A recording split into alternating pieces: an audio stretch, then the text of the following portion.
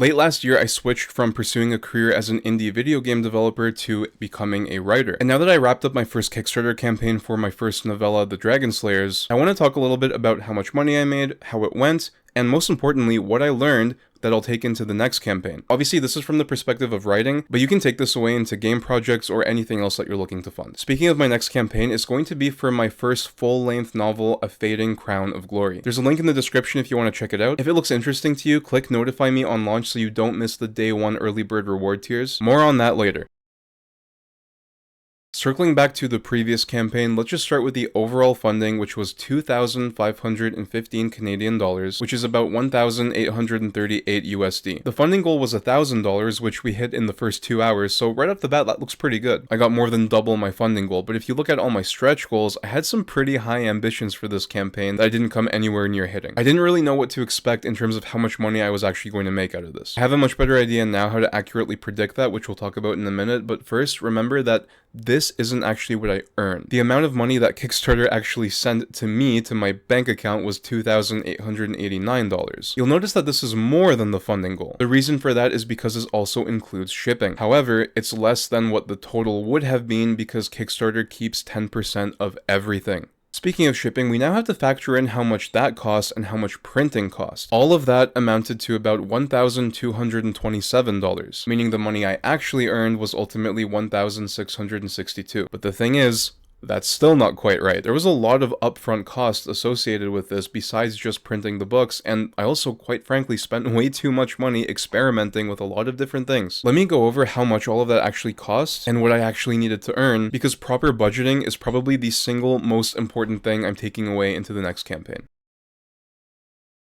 Right off the bat, editing costs almost $1,300. The artwork costs $536. Marketing cost a lot, and also the consultations I did to learn more about Kickstarter and the business side of being an indie author was quite expensive too. So in total, my upfront budget for this campaign was $4,473 that I have to eventually recoup. Not to mention the time investment. This whole thing took me 4 months to set up and do the shipping and all that, so I should be paying myself a reasonable salary for the amount of time I put in. That didn't happen. So money-wise, the Kickstarter technically didn't make enough. Although here's the thing, it's important to keep in mind that this is essentially a business, and businesses are well known to not really make a profit in their first year. This is my first ever Kickstarter campaign, and I know people who ran Kickstarter campaigns that completely flopped and didn't even reach their funding goal. The value in just learning how to run a good Kickstarter campaign and delivering on everything, doing all the shipping, all the logistics, all of that is actually quite invaluable. And thankfully, I am very much not in a position where I need to just drop this whole writing thing and try something else. Things are looking really good for my next campaign. Take a look at my upfront costs for A Fading Crown of Glory. It is a quarter of the budget of the last campaign. I've also had a fair bit of sales here and there to help recoup the costs a little bit more. So as it stands, I'm coming into the next campaign with an effective deficit of $2,787, which means that for my next campaign to recoup everything would be $5,000 in total funding.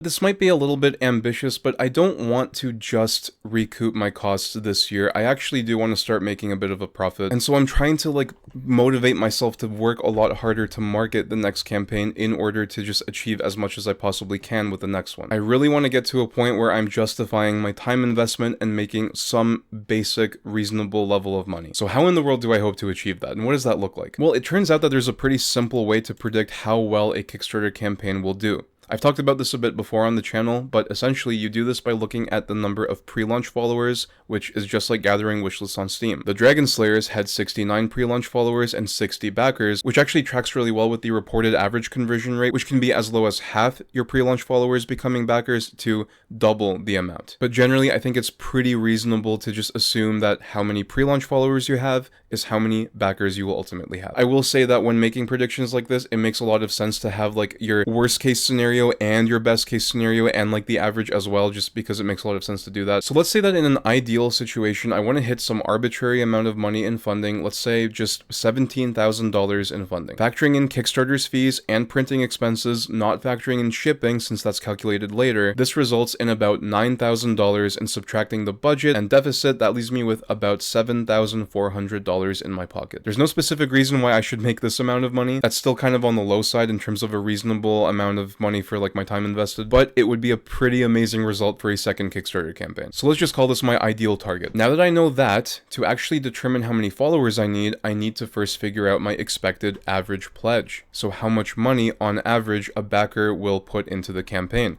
How in the world does that get figured out? It turns out there's actually a pretty easy way to do this. There's the theoretical, kind of like the prediction that you're making, and then there's the actual result. But so there's no way for us to know the actual result, but we can make a pretty good theoretical prediction. The actual measured result for the Dragon Slayers, if you divide the total funding amount by the number of backers, you end up with $41. This is all in Canadian dollars, by the way. But believe it or not, people on Kickstarter are willing to put in way more money for books than you might think. This is why higher tier rewards exist and why they're so popular on Kickstarter and why they actually work really well for a lot of authors. My higher tier rewards were pretty much completely undesirable to the average reader. In my case, no one cared about having a character named after them or editing their book, especially because I only offered the paperback with those tiers. In hindsight, I don't even know why I did that. I should have obviously offered the signed hardcover. I know people who have had lots of success with these kind of tiers, but in my case, it just didn't work, and I don't think it's going to work in the future. Or in other words, there are better reward tiers to do. So after doing tons of research into how other authors hit average pledges of like $100, I gave my friend Greg some advice for his Kickstarter for his book Too Silent, and with our combined knowledge, Greg exceeded my campaign and hit $3,065, but here's the thing.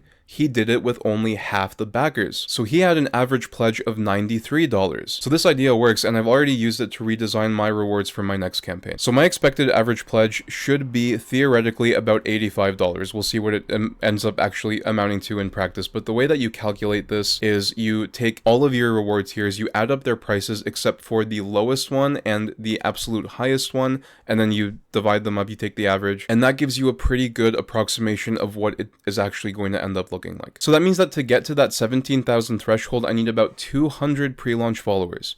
That's almost 3 times as much as my last campaign had. However, as of recording this video, I have already exceeded the amount of pre-launch followers that the Dragon Slayers had, and I still have several weeks left to go. And even if I don't hit 200, like I said, it's okay. I'm learning. I'm slowly amassing a reader base over time, and after getting a couple of these under my belt, after growing my email list, after spreading the word about my books, I'm pretty confident that eventually I will get there. 200 isn't what I'm going to need ultimately. I'm going to need closer to like 400 per campaign, but you can kind of see how this would be like an exponential system, especially how like word of mouth spreads. If my books are actually good, people tell each other about them, sooner or later it'll get there. And whatever the case, it's a lot easier than getting 7,000 wishlists on Steam. So is this going to work? Well, that remains to be seen. I have to make sure that my books are up to snuff. I can't, just like get lazy with them eventually because I'm like, oh, I'm on the right track. No, like I have to keep on proving that I can produce value consistently. Ultimately, whether or not I turn a profit with this one, as long as I cut that deficit down a little bit, learn something new, and get people to show up and take interest in my book and new readers read my story,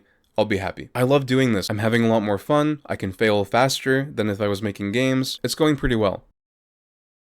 By the way, if you're interested in what I'm actually doing to market this, the majority of what I've been doing, well, first of all, I messaged all my friends, I posted it on my other Kickstarter campaign, I posted it in a couple Discord servers that I'm in, but the thing that's been like the most overpowered strategy has actually been like messaging people directly, especially on TikTok. I've talked before about like don't use TikTok. I don't like TikTok, to be honest. I'm not really consuming content on TikTok. I'm just there to message people, to get people who I know are going to be interested in my books to see a book that they will quite frankly enjoy reading. And I know that they're going to enjoy reading it because I've also started to get some really good feedback from them saying that they were super impressed with my book, which is just such an awesome feeling. It's so different than in game dev where like you have to justify your game's existence and like people will be like, what a waste of time. I hate this game. This game is like angering me. The fact that this game exists angers me. It's completely the opposite with books. People are like, yeah, share your book with me. By all means, I love it. I'll read the whole flippin' thing in like 2 days. A lot of writers read. A lot of readers read really fast and they want more books. Fantasy books used to inspire people. Tolkien inspires people. His work is beautiful. And most importantly, it's true. And so that's kind of my goal with all of this. I feel like with writing, it makes a lot more sense to me that I can produce something of value. I don't need the world to see it. All I need is 400 people to like my books. I think it's pretty doable. What do you guys think? Let me know in the comments. Before I wrap up, please please consider signing up to follow A Fading Crown of Glory on Kickstarter. The book is about two men who both have the conviction that they should be king. Their intense rivalry leads them to making more and more extreme measures against each other, and if you follow the campaign now, once the campaign launches, you can get the early bird day 1 rewards, which include the book and a signed printed world map. I hope you found this video useful, whether you're making games or hoping to run a Kickstarter, or even just to see what it's like to run a Kickstarter behind the scenes. Thank you so much for watching, and thank you for the support. I know some of you would like more game dev content, but I really appreciate those of you who are sticking around with my writing journey as well. So thank you again.